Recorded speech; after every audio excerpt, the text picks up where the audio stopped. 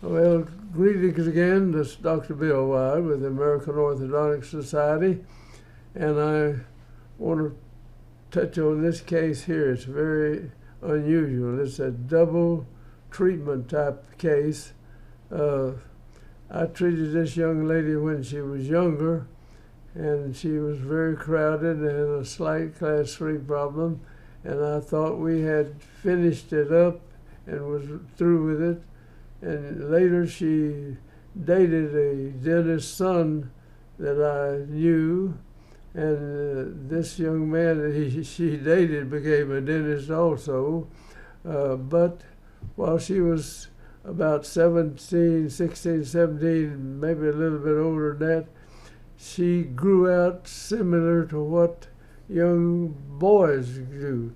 She was very good in mathematics. I think she studied engineering, and she had a lot of male hormones in her apparently, and she had this late growth, and he brought it out. Now her father also had a kind of a end-to-end malocclusion, and I knew that when we started, and I had luckily told him that she might grow out after she got older, and sure enough she did. And so they had to go through treatment twice. Maybe their insurance, I don't know whether that was a big problem or not, but the insurance may have taken care of that. Anyway, let's get on with the case. And it's got a lot of slides, and these were done years ago, and they got a little mildew on some of them, I'm sorry. But she has no real problem, class 3 like, but she was very crowded when she was young. You can look at this. I'm sorry, this was a 1972 slide, and it got messed up, and I can't get this off to show it like that. But she's very crowded here, and so we go in and take out some teeth on her and get her lined up, and I'm going to go, this is 1973, 11 of 73. We took out our bicuspids, and we managed to get the case together, and it looks about like this. So it's still slightly full, even though we took teeth out in here. This is a little bit on the full side anyway. And so at this point, we pulled her out and put her in, let's see, no, that was earlier. We take out the bicuspids now, and you can see where we took these out and took the baby teeth over them and everything, and we finished the case up. So we closed them up here with the bicuspids out, and her wisdom teeth are still crowded out back in the back. And I don't know whether we took them out or not, but let's see as we go. We treated that, got it looking good, and this was back when we had nothing but bands, and we banded the case, of course, and flattened it out and took the bicuspids out, and it looked pretty good.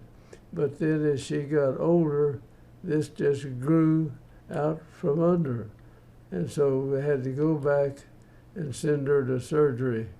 So here we worked on her, and we got her finished, and she looked a little bit full, but then as she got 16, 17, or this young man, this dentist's son, was going with her, and he called me up and told me, says, she's getting more class 3s now. I guess he thought his son was going to marry this young lady. But anyway, she was helping him with his mathematics. And so we had to get her back and go in and put braces back on, and we sent her in for surgery. And then they did the surgery and brought it back. And these are some of the pictures we got after the surgery.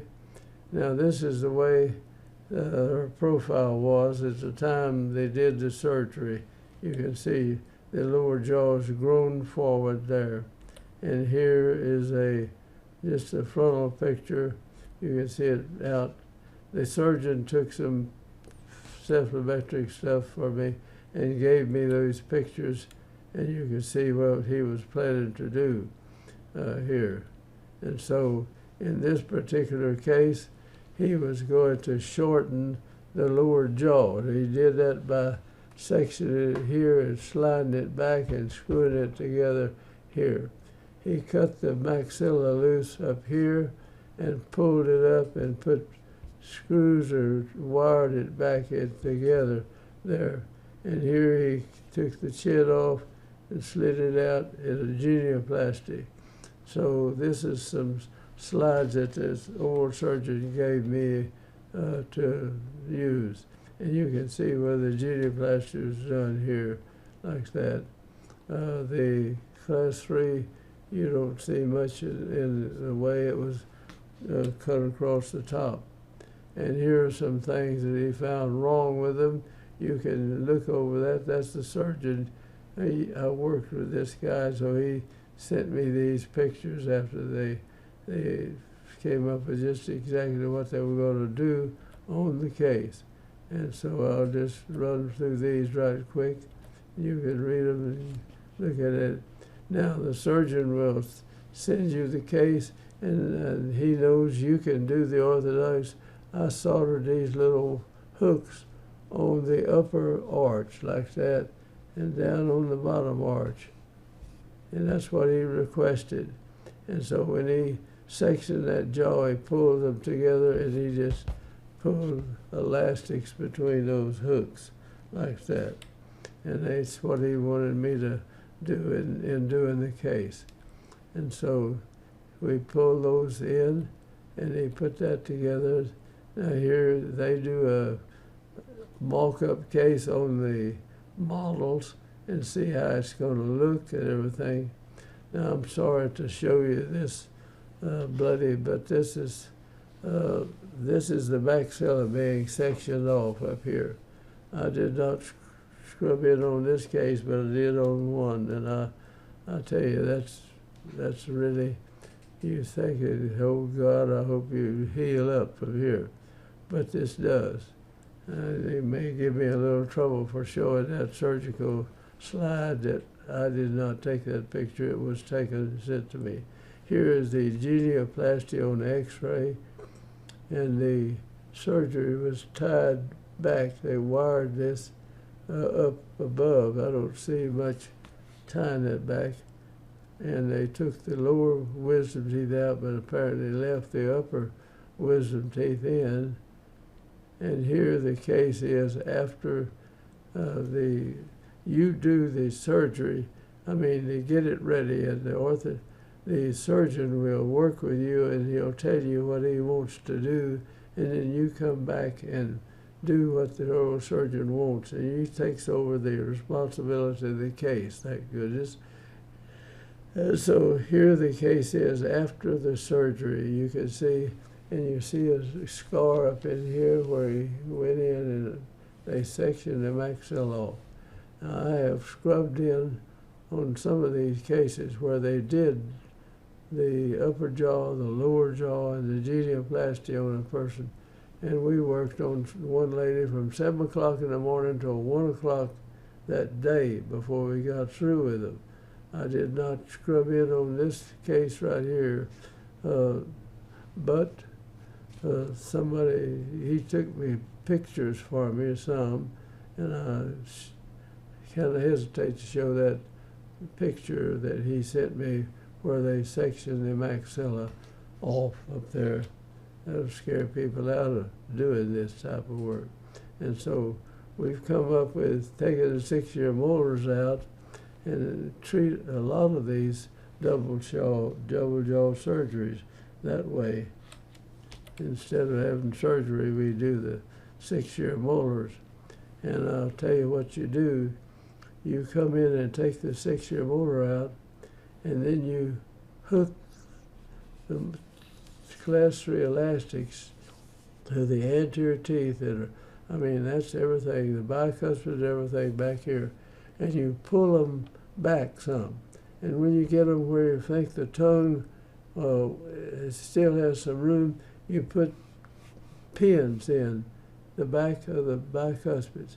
So these teeth don't move any further, and you continue with your elastic, and you move the upper jaw forward that way. And so this works, and I've got cases where we've done that and shown you. We use the upper lip bumper to run interference for it, and we'll bring these upper teeth forward by pulling back on these teeth. You pull these to where you want them, put pins in the back of the bicuspids, bond it to the bicuspids. These teeth don't move back anymore, and this will move forward right here, and you get a result similar to doing this double jaw that you see here. I know we're sending this out, and I know our organization, the American Orthodontic Society, primarily was started out just for pediatric dentists and general dentists wanting to learn orthodontics. Now, there's no general dentist who's going to get into this. I just took everything that came across for a long time. No old surgeon, no orthodontics in that town, and I did everything in there. And they knew I knew how to do the orthodontics, and so they would take the cases. The old surgeon would come to my office sometime and work up the case. And I was asked to come and join them for one of the cases. So anyway, that's old surgery. That's double jaw. This is a double treatment. This young lady, we worked on her for a long time, but she grew out from under it.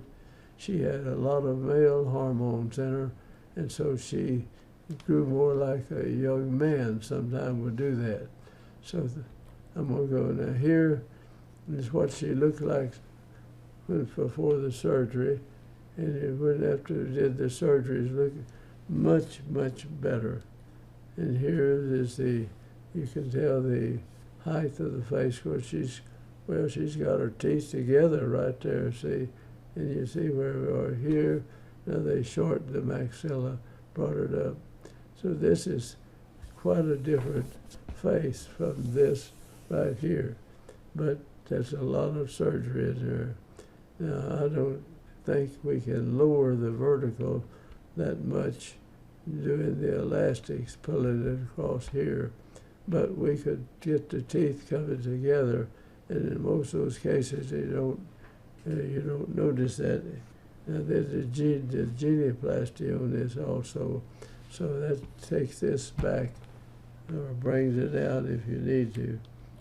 All right, here it is smiling, and you see you've got this gummy smile over here, and you don't have that now. So we brought the maxilla up and tied it back in this area.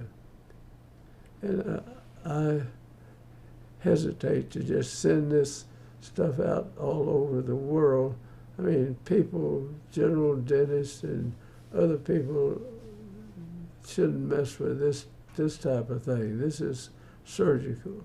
Now, I messed with it because I had worked for a long time with regular orthodontics work, and the old surgeons, I would send them to them, and I knew how to do the orthodontic part.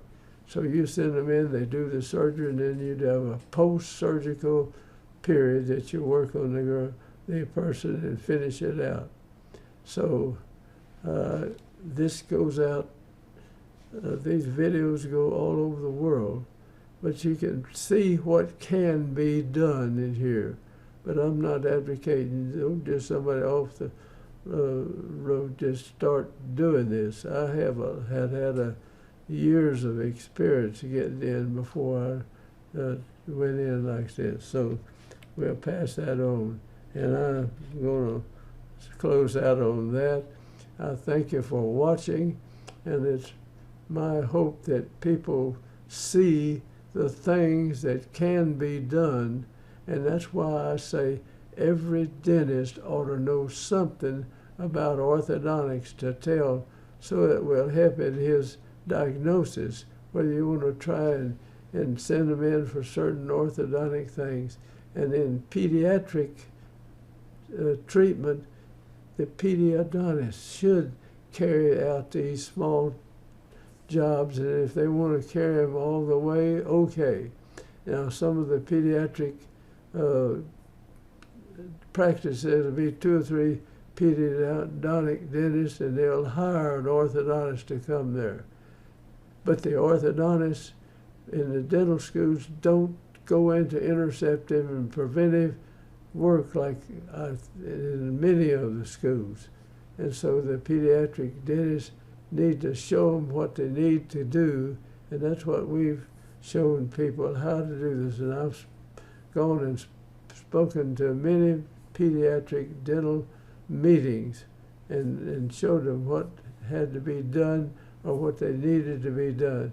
So we will sign out, and I hope you get something out of this and join our group. And if you need to learn, if you're a general dentist and want to learn some orthodontics, just go to the American Orthodontic Society.